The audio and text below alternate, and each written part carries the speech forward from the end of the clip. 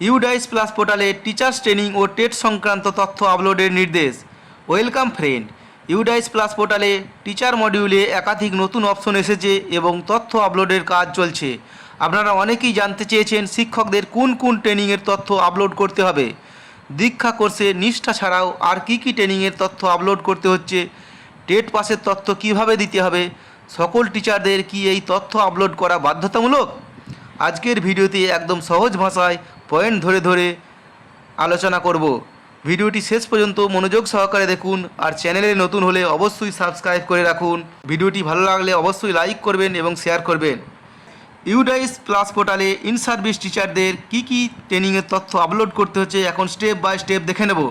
এটা হচ্ছে টিডি অর্থাৎ ট্রেনিং ডিটেলস পেজ। এখানে কী কী আপলোড করতে হবে 3.2.22 এখানে কী রয়েছে, ট্রেন্ড ফর টিচিং CWSN। যদি CWSN অর্থাৎ বিশেষ চাহিদা সম্পন্ন শিশুদের পড়ানোর জন্য ট্রেন্ড হয়ে থাকেন তাহলে ইয়েস করবেন, না হলে নো করবেন। তারপরের পয়েন্টে কী রয়েছে 3.2.23 এখানে রয়েছে শিক্ষাদানে ব্যবহারের জন্য কম্পিউটার সংক্রান্ত প্রশিক্ষণ থাকলে তাহলে ইয়েস করবেন, না হলে নো করবেন। দীক্ষা কোর্সে আপনি অ্যাপস করছেন, এখানে কিন্তু এই ধরনের ট্রেনিংয়ের অনেক ট্রেনিংয়ে রয়েছে। যদি করে থাকেন ইয়েস করবেন, না হলে নো করবেন। এরপরে আছে ট্রেনিং রিসিভ, কী কী ট্রেনিং আপনি পেয়েছেন।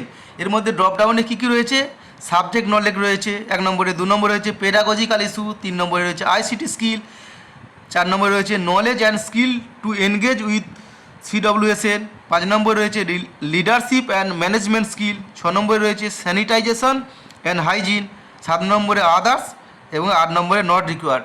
আপনি যে সমস্ত ট্রেনিং যার মধ্যে যে কোনো একটা সিলেক্ট করতে পারবেন। এই 8টির মধ্যে যেটা ভাবছে সেটা অ্যাপ্লিকেবল সেটা ড্রপডাউন থেকে সিলেক্ট করবেন। আর ট্রেনিং নিডস এই 8টি রয়েছে যেগুলো আপনার দরকার, সেই 8টির মধ্যে একটা সিলেক্ট করবেন। যদি না প্রয়োজন হয় তাহলে নট রিকোয়ার্ড করবেন। এরপরে এখানে কি রয়েছে, whether teacher receive training under নিষ্ঠা, ইয়েস অর নো। এই দীক্ষা কোর্সে যদি আপনি 50 ঘন্টার ট্রেনিং পেয়ে থাকেন তাহলে ইয়েস করবেন, যদি আপনি এখনও ট্রেনিং না করে থাকেন তাহলে নো করবেন। এরপরে লিখেছে working day spent on non teaching, non টিচিংয়ের উপর কতদিন আপনি কাজ করেছেন, অর্থাৎ টিচিং ছাড়া কোনো কাজে আপনি কতদিন ব্যস্ত ছিলেন সেটা এখানে লিখতে পারবেন। এরপরে আর কি কি ট্রেনিং করতে হচ্ছে, ট্রেনিংয়ের তথ্য আপলোড করতে হচ্ছে, এখন আমরা দেখে নেব। এরপরে আর কী কী রয়েছে, whether trend in safety and security audit for school for ensuring child safety, এটা যদি করে থাকেন তাহলে ইয়েস করবেন, নাহলে নো করবেন। Whether receive training on cyber safety, cyber সেফটিতে যদি ট্রেনিং করে থাকেন তাহলে ইয়েস করবেন। দীক্ষা অ্যাপসে এরকম সাইবার সেফটি বিভিন্ন রকম আছে, সাইবার ক্রাইম আছে বিভিন্ন রকমের, এছাড়া সাইবার হাইজিন অনেক রকমের কোর্স আছে দেখবেন। এছাড়া এরপর হচ্ছে সাইকোসোশ্যাল অ্যাসপেক্ট, অর্থাৎ এর মানে কি মানসিক বিকাশ এবং মনস্তাত্ত্বিক বিষয়ে যদি ট্রেনিং করে থাকেন তাহলে ইয়েস করবেন, না করে থাকলে নো করবেন। এরপরে কী রয়েছে, whether received a training in early identification support and classroom support of CWSN, অর্থাৎ প্রাথমিক পর্যায়ে CWSN অর্থাৎ চাইল্ড উইথ স্পেশাল নিড শিশুদের চিহ্নিত করার কৌশল সংক্রান্ত যদি প্রশিক্ষণ নিয়ে থাকেন।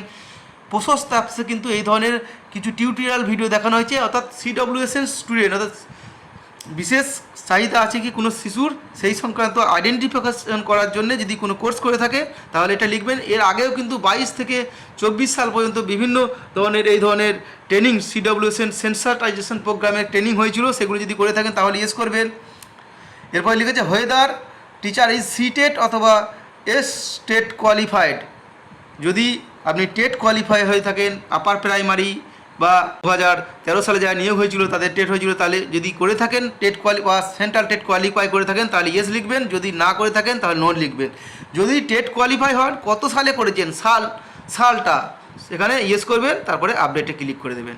আপনারা দেখতে পেলেন আপনাদের কি কি তথ্য আপলোড করতে হচ্ছে এই ভিডিওর মাধ্যমে আপনারা দেখতে পেলেন। ভিডিওটি আপনাদের কেমন লাগলো কমেন্ট করে জানাবেন, ভিডিও ভালো লাগলে লাইক করবেন এবং শেয়ার করবেন।